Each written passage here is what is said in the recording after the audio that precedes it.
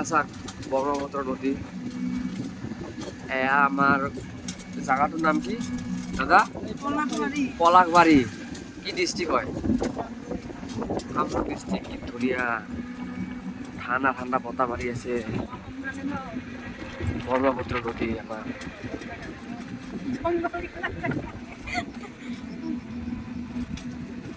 কি মজা লাগে হ্যাঁ দেখাত।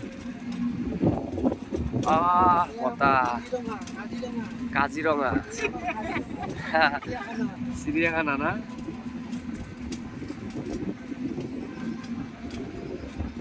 মজা লাগছে কিন্তু একদম দিল খুশ হৈ গৈছে আজি। ঘূৰবা আহিলো, বহুত দিন ঘৰত বহি আছিলো, আজি ঘূৰবা আহিলো, দিল খুশ।